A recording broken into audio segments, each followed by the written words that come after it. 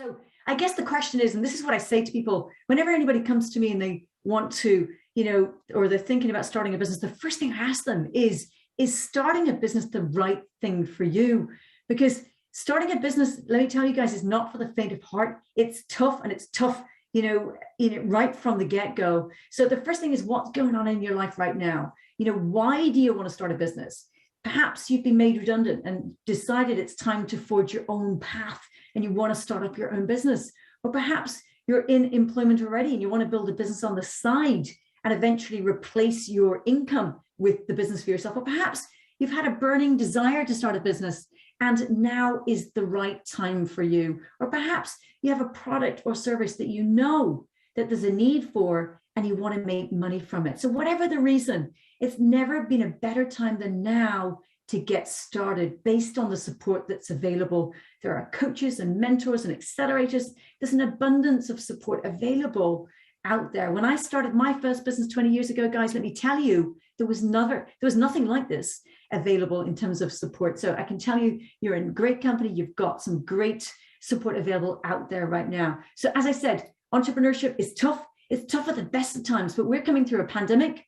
We're in a recession, and we've come through Brexit as well. So that's fundamentally changed the way that we do business and how it's done. So I guess the question as well that I would ask somebody if they're starting a business too is, do you have the support from your partner, from your family, from your friends?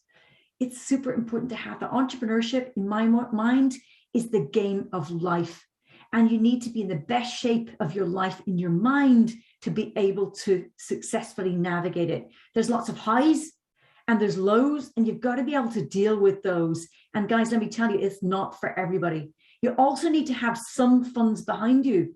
You need to have something so that you can actually, set sail and not be under so much pressure from the get-go. By having some funds, it will help you. Yes, you can start a business today on a shoestring. However, you still need some funds for your website, for your product purchases, for your service development, for your tools like your computer, your Zoom, your Teams, whatever that is. If you don't have funds to get started, as I said, it puts you under immense pressure from the beginning.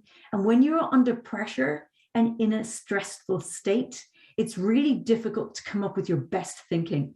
So it's important to be able to be in a position where you can manage this piece. So let's move on and have a look at. So over the years, from working with thousands of business owners and also from studying the most successful people on the planet today, here are some of the key characteristics of successful entrepreneurs: passionate, motivated, driven, creative, problem solvers, optimistic, persistent, resilient, risk takers. Now, guys, again, you may not have all of these things, but it's still important to think about what you do have, and the things that you don't have, you can develop.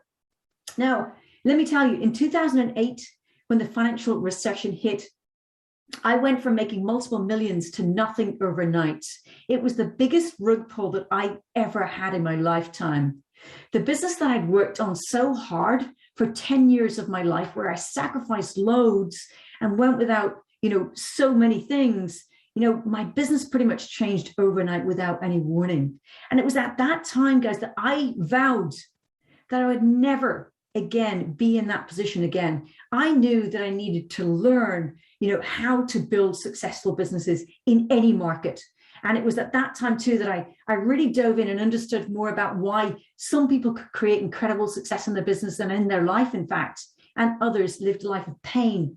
Even siblings being brought up in the same way. One could go on to live a life of bliss, have a beautiful family, make multiple millions, and the others could become addicted and live a life of extreme unhappiness and, and make very little. So having, read thousands of books, hundreds of courses, traveled the world to meet the best gurus on this stuff, billionaires, multimillionaires, etc.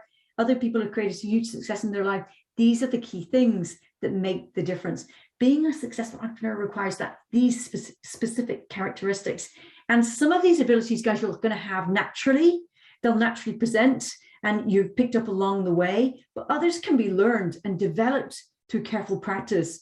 So I think it's really key that if you're serious about starting a business, that you start to invest in yourself, that you dive right in, that you start to develop yourself. Because people have this misunderstanding that when they start a business that they've arrived, it's the beginning. And as I said, it's the beginning of the game of life. It's the journey of your life. And you need to cultivate these traits. You need to make these traits part of your daily habits. You need to have that willingness to learn. You've got to have the aspirational piece where you're going to set clear goals and you want to go for them. You need to develop patience with yourself too, because let me tell you, things will go wrong. Yes, things will go well, but things will go wrong too.